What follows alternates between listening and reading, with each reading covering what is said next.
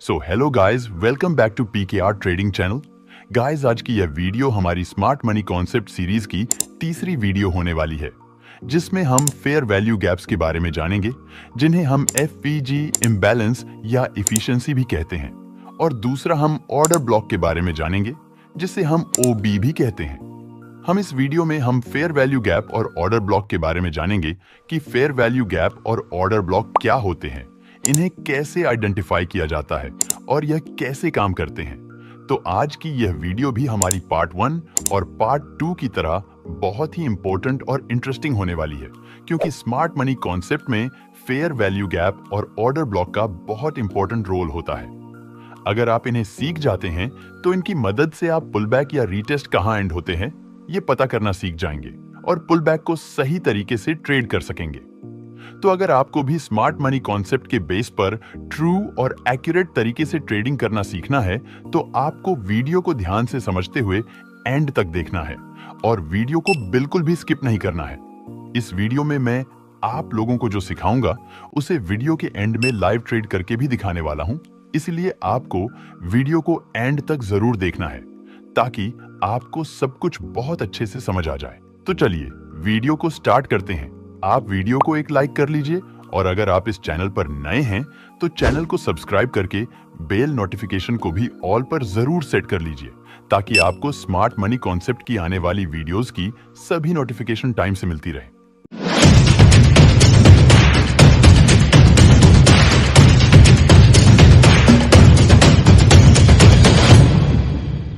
Guys, FVG क्या होता है और ऑर्डर ब्लॉक क्या होता है, इसके बारे में जानने से पहले मैं रिटेल ट्रेडर्स की एक कॉमन मिस्टेक को थोड़ा सा हाईलाइट करना चाहूंगा, जो कि बहुत सारे रिटेल ट्रेडर्स ट्रेंडिंग मार्केट के दौरान करते हैं, जिसकी वजह से उन्हें लॉस उठाना पड़ता है। जो रिटेल ट्रेडर्स होते हैं वो लोग देखते हैं कि जब मार्केट अप ट्रेंड या डाउन ट्रेंड में मूव कर रहा होता है, जैसे मान लीजिए कि यहाँ पर मार्केट हायर हाई और हायर लो की फॉर्मेशन करते हुए अपर ट्रेंड में जा रहा है, अब यहाँ पर रिटेल ट्रेडर्स को एंट्री करना होता है, तो वो लोग यहाँ पर वेट करने लगते हैं कि जब मार्केट इस हायर हाई को ब्रेक करेगा तो वो यहाँ पर बाइंग साइड का ट्रेड लेंगे। उसके बाद देखिए मार्केट यहाँ पर इस हायर हाई पॉइंट को ब्रेक करता है, तो अब यहाँ पर ब्रेकआउट को देखकर लाखों रिटेल ट्रेडर्स बाइंग करना स्टार्ट कर देते हैं और वो लोग अपना स्टॉप लॉस यहाँ कहीं रख देते हैं। उसके बाद देखिए प्राइस थोड़ा सा ऊपर जाता है और उसके बाद नीचे आ जाता है। अब यहाँ पर जितने भी रिटेल ट्रेडर्स ब्रेकआउट पर बाइंग किए हुए होते हैं उन सभी का स्टॉप लॉस हिट हो जाता है। इसीलिए हमें इस तरह से बीच में एंट्री नहीं करना चाहिए, नहीं तो मैक्सिमम टाइम हमारा स्टॉप लॉस हिट हो जाएगा। इस तरह के पुलबैक को कैसे ट्रेड किया जाता है, जब आप फेयर वैल्यू गैप और ऑर्डर ब्लॉक को इस वीडियो में समझ जाएंगे तो आप पुलबैक को भी सही तरीके से ट्रेड करना सीख जाएंगे। तो चलिए सब कुछ स्टेप बाय स्टेप समझते हैं। आइए पहले एफवीजी यानी कि फेयर वैल्यू गैप से शुरुआत करते हैं कि फेयर वैल्यू गैप्स क्या होते हैं। गाइस, जब मार्केट स्ट्रॉन्ग मोमेंटम के साथ अप साइड या डाउन साइड जाता है तो हमें 3 कैंडल्स के बीच में गैप्स बनते हुए दिखते हैं, जिसे हम फेयर वैल्यू गैप कहते हैं। फेयर वैल्यू गैप को हम इम्बैलेंस या इफिशिएंसी भी कहते हैं, तो आप लोग इसमें कंफ्यूज ना होइएगा। जब भी मार्केट में हमें स्ट्रॉन्ग मोमेंटम दिखता है तो उसका मतलब होता है कि वहां मार्केट में स्मार्ट मनी इन्वॉल्व है, और जब भी मार्केट में फेयर वैल्यू गैप्स यानी कि इम्बैलेंस बनता है तो मार्केट मैक्सिमम टाइम उस फेयर वैल्यू गैप को फिल करने जरूर आता है। जैसे कि यहाँ पे आप इस चार्ट में देख सकते हैं, ये हमारा बुलिश डायरेक्शन का चार्ट है और यहाँ पे मार्केट अब ट्रेंड में जा रहा है और यहाँ पे मार्केट अपने हायर हाई पॉइंट को ब्रेक कर दिया है। अब यहाँ बुलिश डायरेक्शन में फेयर वैल्यू गैप को पता करने के लिए सिंपली आपको पुलबैक में जो लास्ट रेड कैंडल बनी हुई हो उस रेड कैंडल की हाई को मार्क करना है। जैसा कि यहाँ पे आप देख सकते हैं कि मार्केट यहाँ से ऊपर गया है और यहाँ पे एक पुलबैक दे दिया है। अब पुलबैक में जो लास्ट रेड कैंडल है वो ये वाली है, तो हमें सबसे पहले इस कैंडल के हाई को मार्क कर लेना है। उसके बाद हमें इस दूसरी कैंडल को कुछ नहीं करना है और ये तीसरी कैंडल के लो को मार्क कर लेना है। अब आप यहाँ देख सकते हैं कि जब हम यहाँ पर इस लास्ट रेड कैंडल के हाई को और इस तीसरी कैंडल के लो को मार्क किए तो हमें यहाँ पर एक गैप बनते हुए दिख रहा है। यही वह गैप है जिसे हम फेयर वैल्यू गैप इम्बैलेंस या एफिशिएंसी कहते हैं। इस गैप को हम फेयर वैल्यू गैप इसलिए कहते हैं क्योंकि मार्केट यहाँ से एग्रेसिवली ऊपर गया है। जब मार्केट में इस तरह का स्ट्रॉन्ग मोमेंटम होता है तो ये मोमेंटम स्मार्ट मनी के द्वारा कराया जाता है, यानी कि इस दौरान मार्केट में काफी बड़ा अमाउंट ऐड हुआ होता है। इसीलिए हमें इस तरह का स्ट्रॉन्ग मोमेंटम देखने को मिलता है क्योंकि मार्केट में बड़ा अमाउंट स्मार्ट मनी ही ऐड करते हैं। इसके बारे में मैं आप लोगों को स्मार्ट मनी कॉन्सेप्ट की पार्ट 1 वीडियो में बहुत अच्छे से बताया हूं। तो अब हम यहाँ पे एक फेयर वैल्यू गैप को मार्क कर लिया है। अब इसी तरह से आपको दूसरा फेयर वैल्यू गैप को आइडेंटिफाई करने के लिए सिंपली सेकंड वाली कैंडल यानी कि इस वाली कैंडल के हाई को मार्क करना है। इसके बाद जो नेक्स्ट ये वाली कैंडल है इसे कुछ भी नहीं करना है और जो थर्ड ये वाली कैंडल है इसके लो को मार्क करना है। अब यहाँ आप देख सकते हैं कि जब हम यहाँ पे इस कैंडल के हाई और इस थर्ड कैंडल के लो को मार्क किए तो यहाँ पे भी हमें एक डिफरेंस क्रिएट होता हुआ दिख रहा है, यानी कि यहाँ पे हमें एक और फेयर वैल्यू गैप क्रिएट होता हुआ दिख रहा है। इसी तरह से आपको और फेयर वैल्यू गैप पता करने के लिए नेक्स्ट कैंडल यानी कि इस वाली के हाई को मार्क करना है, उसके बाद दूसरी कैंडल को कुछ नहीं करना है और तीसरी वाली कैंडल के लो को मार्क करना है। अब यहाँ पे भी आप देख सकते हैं कि जब हम इस कैंडल के हाई को और इस तीसरी कैंडल के लो को मार्क किए तो हमें यहाँ पे भी एक फेयर वैल्यू गैप बनता हुआ दिख रहा है। तो इसी तरह से आपको भी फेयर वैल्यू गैप को मार्क करना है, यानी कि अब ट्रेंड मार्केट में सबसे पहले लास्ट रेड कैंडल के हाई को और थर्ड कैंडल के लो को जब मार्क करेंगे तो जो गैप क्रिएट होता हुआ दिखेगा वही हमारा फेयर वैल्यू गैप होगा। इसी तरह से आपको दूसरा फेयर वैल्यू गैप पता करने के लिए नेक्स्ट कैंडल के हाई को मार्क करना होता है और उस कैंडल के बाद जो नेक्स्ट कैंडल होती है उसे कुछ नहीं करना होता है और जो थर्ड वाली होती है उसके लो को मार्क करना होता है। तो जो गैप बनता हुआ दिखता है वो फेयर वैल्यू गैप होता है। तो इस चार्ट में हमें 3 फेयर वैल्यू गैप बना हुआ दिख रहा है। तो जब भी मार्केट यहाँ पे पुल बैक देगा तो मार्केट के हाई चांस रहेगा कि इस फर्स्ट वाले फेयर वैल्यू गैप को फिल करने जरूर आए, क्योंकि जो हमारा पहला फेयर वैल्यू गैप होता है वह अल्टीमेट पॉइंट होता है।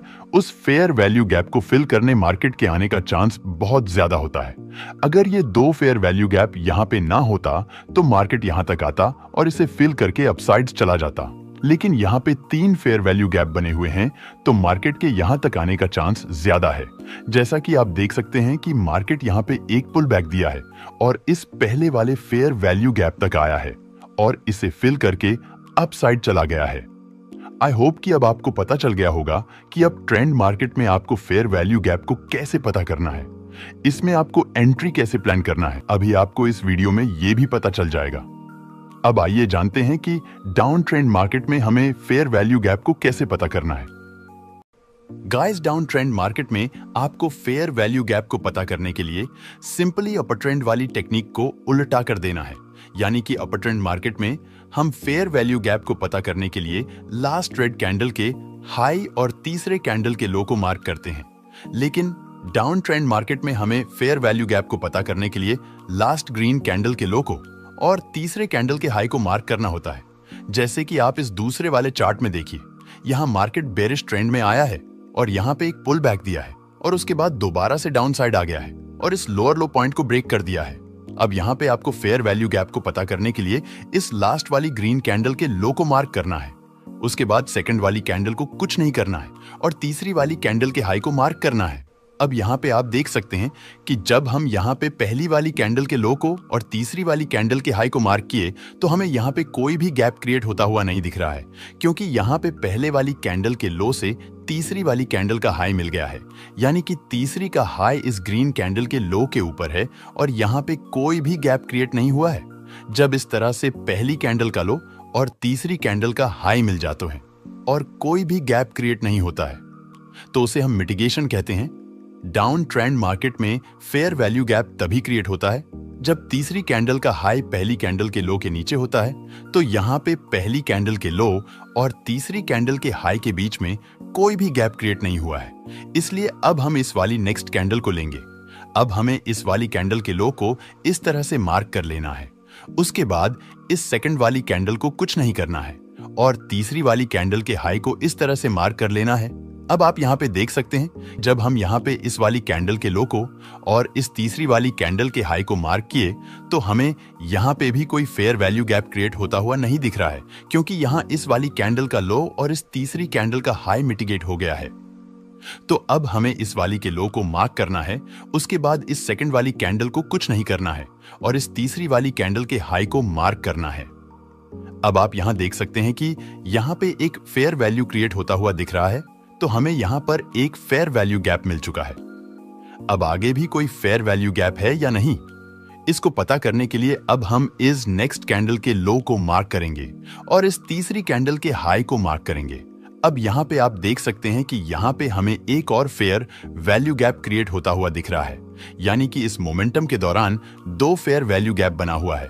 तो यहाँ पे जो हमारा अल्टीमेट फेयर वैल्यू गैप है वो ये फर्स्ट वाला है। मार्केट अगर यहाँ पे पुल बैक देता है तो मार्केट के यहाँ इस फर्स्ट वाले पॉइंट तक आने का चांस बहुत ज्यादा रहता है। अगर यहाँ ये पहला फेयर वैल्यू गैप नहीं होता तो मार्केट इस वाले फेयर वैल्यू गैप तक आता और इसे फिल करके रिवर्स हो जाता। लेकिन यहाँ दो फेयर वैल्यू गैप हैं, तो मार्केट इस अल्टीमेट पॉइंट तक आ सकता है। तो अभी आप देख सकते हैं कि मार्केट यहाँ से एक पुल बैक दिया है और यहाँ इस फर्स्ट वाले इम्बैलेंस तक आया है और यहाँ से रिवर्स होकर फिर से डाउन साइड चला गया है।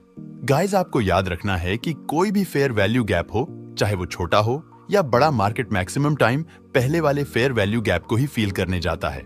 आई होप कि अब आपको यह भी अच्छे से समझ आ गया होगा कि डाउन ट्रेंड मार्केट में फेयर वैल्यू गैप को कैसे पता किया जाता है।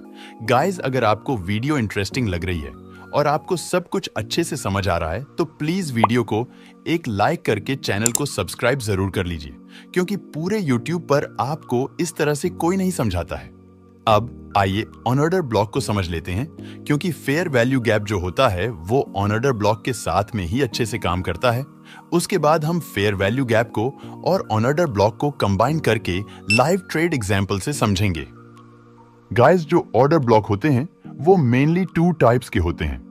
फर्स्ट है बुलिश ऑर्डर ब्लॉक और सेकंड है bearish order block. Bullish order block हम उसे कहते हैं जहां से मार्केट ऊपर की ओर जाता है, और बेयरिश ऑर्डर ब्लॉक हम उसे कहते हैं जहां से मार्केट डाउन साइड जाता है। आइए अब इसे एग्जैक्ट तरीके से समझते हैं।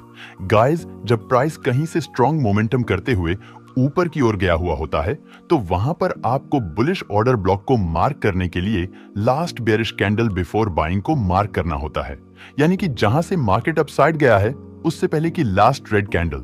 जैसे मान लीजिए यहाँ प्राइस आया है और इस पॉइंट से रिवर्स होकर ऊपर की ओर चला गया है, तो यहाँ पे जो हमारी बाइंग मोमेंटम से पहले रेड कैंडल बनी हुई है वो ये कैंडल है। जब हम इसके हाई और लो को मिलाते हुए कुछ इस तरह से मार्क कर लेते हैं तो इसे ही हम बुलिश ऑन ऑर्डर ब्लॉक कहते हैं। ये जो ऑर्डर ब्लॉक होता है ये एक स्ट्रॉन्ग सपोर्ट और रेसिस्टेंस की तरह वर्क करता है। प्राइस जब भी इस ऑर्डर ब्लॉक तक आता है प्राइस के रिवर्स होने का चांस बहुत अधिक रहता है। अगर इसके पास में कोई फेयर वैल्यू गैप होता है तो इसकी एक्यूरेसी और ज्यादा बढ़ जाती है। ऐसा इसलिए होता है क्योंकि प्राइस अपने फेयर वैल्यू गैप को फील करने के लिए जाता है और उसके पास में अगर ऑर्डर ब्लॉक भी होता है तो वो ऑर्डर ब्लॉक प्राइस को वहां से रिजेक्ट करने लगता है। क्योंकि जैसा कि मैंने आपको अभी बताया कि जो ऑर्डर ब्लॉक होता है वो स्ट्रॉन्ग सपोर्ट और रेसिस्टेंस की तरह वर्क करता है, और जैसा कि मैं आप लोगों को बहुत बार बता रखा हूं कि सपोर्ट लेवल जो होता है वहां पे बहुत ज्यादा बायर्स एक्टिव होते हैं और जो रेसिस्टेंस लेवल होता है वहां पे बहुत ज्यादा सेलर्स एक्टिव होते हैं। तो यहाँ पे ये वाला जो बुलिश ऑर्डर ब्लॉक है ये सपोर्ट लेवल की तरह वर्क कर रहा है और यहाँ पे एक फेयर वैल्यू गैप भी है। अब देखिए, जब प्राइस यहाँ इस फेयर वैल्यू गैप को फील करने आता है तो बहुत सारे बायर्स जो यहाँ पे एक्टिव होते हैं वह लोग यहाँ पे बाइंग करने लगते हैं, जिसकी वजह से प्राइस में डिमांड बढ़ने लगती है और प्राइस यहाँ से अपसाइड जाने लगता है। अब देखिए, यहाँ पे प्राइस फिर से पुल बैक दे रहा है और यहाँ पे एक ऑर्डर ब्लॉक है और जस्ट इसके पास में ही एक फेयर वैल्यू गैप भी है। तो देखिए, जब प्राइस यहाँ पे पुल बैक दिया है तो प्राइस यहाँ भी इस फेयर वैल्यू गैप को फिल करके रिवर्स हो गया है और ऊपर की ओर चला गया है। अब इस चार्ट को देखिए, यह चार्ट हमारा बेरिश डायरेक्शन का है। बेरिश ट्रेंड में ऑर्डर ब्लॉक को पता करने के लिए हमें last green candle before selling momentum को मार्क करना होता है, यानी कि जहां से मार्केट डाउन साइड गया होता है उससे पहले की जो लास्ट ग्रीन कैंडल होती है उसे हम बेरिश ऑर्डर ब्लॉक कहते हैं। यहां आप देख सकते हैं कि मार्केट डाउन साइड आया है और यहां से पुल बैक दिया गया है और उसके बाद डाउन साइड आया है और इस लोअर लो को ब्रेक कर दिया है। अब यहाँ पे आपको ऑर्डर ब्लॉक को पता करने के लिए लास्ट ग्रीन कैंडल को मार्क करना है सेलिंग मोमेंटम से पहले की। यहाँ पे जो हमारी सेलिंग मोमेंटम से पहले की लास्ट ग्रीन कैंडल है वो ये वाली है, तो आपको इस कैंडल के हाई और लो को मार्क कर लेना है। जब हम इसके हाई और लो को मार्क कर लेते हैं तो ये हमारा बेरिश ऑर्डर ब्लॉक बन जाता है। बेरिश ऑर्डर ब्लॉक जो होता है वो एक स्ट्रॉन्ग रेजिस्टेंस लेवल की तरह काम करता है, क्योंकि यहाँ पे बहुत ज्यादा सेलर्स एक्टिव होते हैं। अगर इस ऑर्डर ब्लॉक के पास में कोई फेयर वैल्यू गैप भी होता है तो वहां से प्राइस के रिवर्स होने का चांस बहुत ज्यादा होता है, क्योंकि जब भी प्राइस इस ऑर्डर ब्लॉक के पास वाले फेयर वैल्यू गैप को फिल करने आता है तो इस ऑर्डर ब्लॉक पर जो सेलर्स एक्टिव होते हैं वो लोग यहाँ पे सेलिंग करने लगते हैं, जिसकी वजह से प्राइस में सप्लाई बढ़ने लगती है और प्राइस यहाँ से डाउन साइड चला जाता है। तो यहाँ पे आप देख सकते हैं कि यहाँ पे हम एक ऑर्डर ब्लॉक मार्क कर लिया है और जब हम इस रेड वाली कैंडल के लो और इस तीसरी वाली कैंडल के हाई को मार्क किए तो हमें यहाँ पे एक फेयर वैल्यू गैप भी क्रिएट होता हुआ दिख रहा है, यानी कि यहाँ पे ऑर्डर ब्लॉक भी है और फेयर वैल्यू गैप भी है। तो अब देखिए प्राइस यहाँ इस फेयर वैल्यू गैप को फील करने आता है तो यहाँ इस ऑर्डर ब्लॉक पर जितने भी सेलर्स एक्टिव होते हैं वो लोग यहाँ पे सेलिंग करने लगते हैं, जिससे प्राइस में सप्लाई बढ़ने लगती है और देखिए प्राइस यहाँ से डाउन साइड जाने लगता है। तो इस कंडीशन में आपको ट्रेड करके के लिए देखना है जब कोई ऑर्डर ब्लॉक हो और उसके पास में ही कोई फेयर वैल्यू गैप हो तो वेट करना है जब प्राइस उस फेयर वैल्यू गैप को फील कर दे और वहां पे कोई रिवर्सल कैंडलस्टिक पैटर्न दिखे तो वहां पे आप अपना ट्रेड प्लान कर सकते हैं। गाइस, एक बात आपको हमेशा याद रखनी है कि fair value gap order block के जितने ज्यादा पास में होगा प्राइस के वहां से रिवर्स होने का चांस उतना ही ज्यादा रहता है और आपको हमेशा ध्यान देना है कि आपको कभी भी इस सेटअप को साइडवेज मार्केट में उपयोग नहीं करना है। गाइस, इसी सेटअप का इस्तेमाल करके मैंने 10 मई 2024 शुक्रवार को बैंक निफ्टी में ट्रेड किया था। आइए उसे देखते हैं। इस चार्ट को देखिए, ये चार्ट हमारा 10 मई 2024 का बैंक निफ्टी का है जो कि हम 5 मिनट के टाइम फ्रेम पे देख रहे हैं। यहाँ पर आप देख सकते हैं कि मार्केट यहाँ पे डाउन ट्रेंड में आ रहा है और यहाँ पर मार्केट एक पुल बैक दे रहा है। अगर आप यहाँ पे ऑर्डर ब्लॉक को देखेंगे तो जो हमारा ऑर्डर ब्लॉक है वह ये ग्रीन कैंडल है। हम यहाँ पे ऑन ऑर्डर ब्लॉक को मार्क कर ले रहे हैं और जब हमने इस रेड वाली कैंडल के लो को और इस तीसरी वाली कैंडल के हाई को मार्क किया तो यहाँ पर जस्ट इस ऑन ऑर्डर ब्लॉक के पास में ही एक फेयर वैल्यू गैप भी है। अब देखिए, जब प्राइस यहाँ पे जाता है तो प्राइस में यहाँ से हाई रिजेक्शन देखने को मिलने लगता है, जिसकी वजह से यहाँ पर रेड कैंडल बनने लगती है। तो इस टाइम में मैं यहाँ पे वेट कर रहा था जब ये वाली रेड कैंडल यहाँ पे कंप्लीटली फॉर्म हो गई थी और नेक्स्ट रेड कैंडल फॉर्म होने लगी थी और इस पिछली कैंडल के लो को ब्रेक कर दी थी तो मैं यहाँ पे 47,700 का पुट बाय कर लिया था। इस ट्रेड में मेरा जो स्टॉप लॉस था वो 45 पॉइंट का था और जो मेरा टारगेट था वो 90 पॉइंट्स का था। अब ऑर्डर ब्लॉक और फेयर वैल्यू को एक साथ कंबाइन करने की एक्यूरेसी आप खुद ही देख सकते हैं।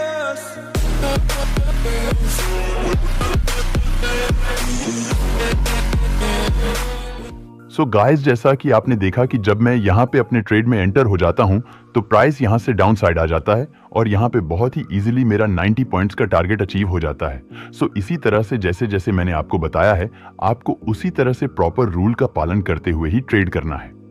आपको हमेशा ध्यान में रखना चाहिए कि आपको कभी भी जल्दबाजी में ट्रेड नहीं करना चाहिए। आपको पहले अपने सेटअप का इंतजार करना चाहिए। जब आपका सेटअप मार्केट में बने तभी आपको ट्रेड करना चाहिए। सो आई होप कि आपको फेयर वैल्यू गैप और ऑर्डर ब्लॉक के बारे में सब कुछ अच्छे से समझ आ गया होगा। अगर आपको वीडियो अच्छी लगी हो तो प्लीज वीडियो को एक लाइक करके चैनल को सब्सक्राइब जरूर कर लीजिए और इस वीडियो को अपने दोस्तों के साथ भी शेयर कर दीजिए। अगर आपको इस वीडियो में कोई भी डाउट हो तो आप कमेंट करके जरूर बताइए और अगर आप स्मार्ट मनी कॉन्सेप्ट की पार्ट 1 और पार्ट 2 वीडियो नहीं देखे हैं तो उसे भी जरूर देख लीजिए, क्योंकि स्मार्ट मनी कॉन्सेप्ट पर मैं जो भी वीडियो बनाने वाला हूं वो सभी वीडियोस एक दूसरे से कंबाइन हैं। तो इसी के साथ मिलते हैं हम स्मार्ट मनी कॉन्सेप्ट के एक और नए वीडियो में। तब तक के लिए goodbye and take care.